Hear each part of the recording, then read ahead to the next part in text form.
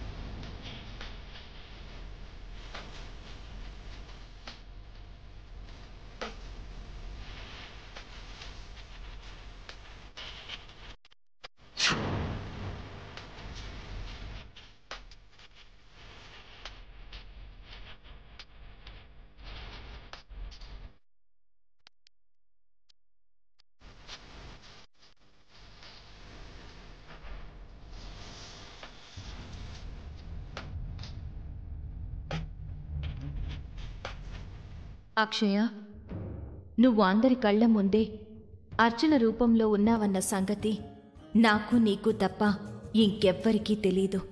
అందుకే ఇప్పుడు నీ అసలు రూపాన్ని ఇందులో చూపిస్తాను.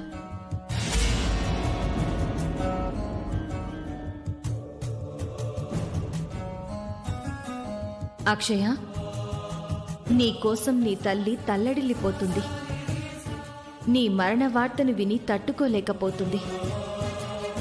నువ్వు ఊపిరితోనే ఉండుంటావని తన మనసుకి అనిపిస్తుందట.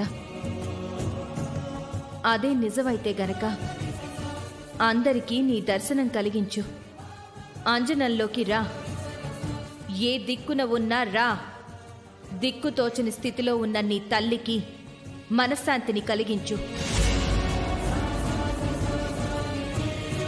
ఈ శాంభవి గారు చేస్తున్న పని వల్ల ఒకవేళ నేను గాని అంజనంలో కనపడతానా ఏంటి? నా గురించి అందరికీ తెలిసిపోతుందా? నేను నిజం బయట పెట్టాల్సి వస్తుందా?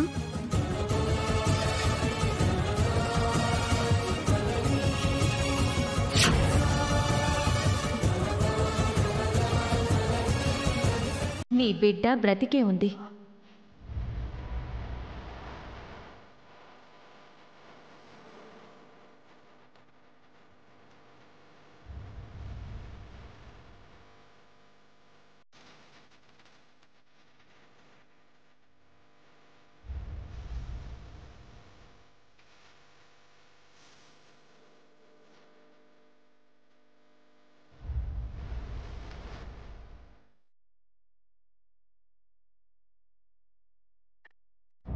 నేను నా పాత రూపంతో కనిపించడం ఏంటి?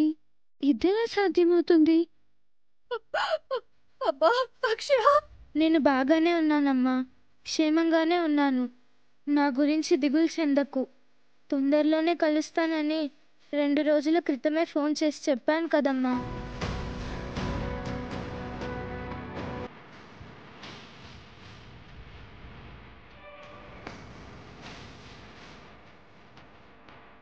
నువ్వు నాకు శాశ్వతంగా దూరం అయిపోయావని తప్పుడు సమాచారం అందిందమ్మా. గుండె ఆగినంత పని అయింది. నా గురించి నువ్వు దిగులు చెందకు. రావాల్సిన సమయంలో నీ ముందుకే కాదు, అందరి ముందుకు వస్తాను.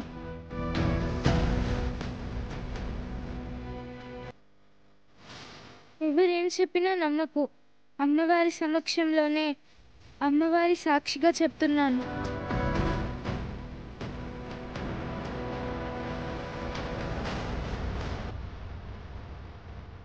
అమ్మా అక్షయ, అక్షయ, నా బిడ్డ బ్రతికే ఉంది. నా బిడ్డ బ్రతికే ఉంది. అంతా అమ్మవారి లీల.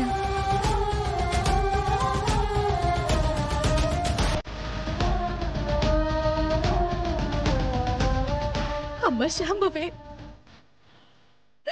నువ్వు సరైన సమయంలో ఆ దేవత పంపించినట్టు వచ్చి నా సమస్యకి పరిష్కారం చూపించావు. జన్మ జన్మలకు నీకు రుణపడి ఉంటాను తల్లి. నేర్చుకున్న విద్య మీ వంటి వారికి మేలు చేయడానికే కదమ్మా. ఇక నేను బయలుదేరుతాను. Thank you Sambhavi.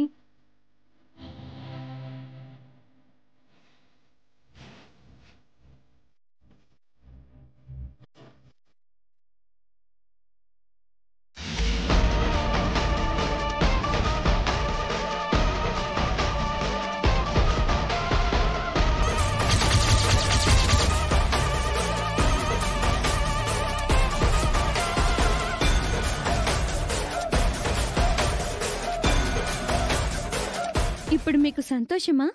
నా మాట నిజమైంది చూడండి.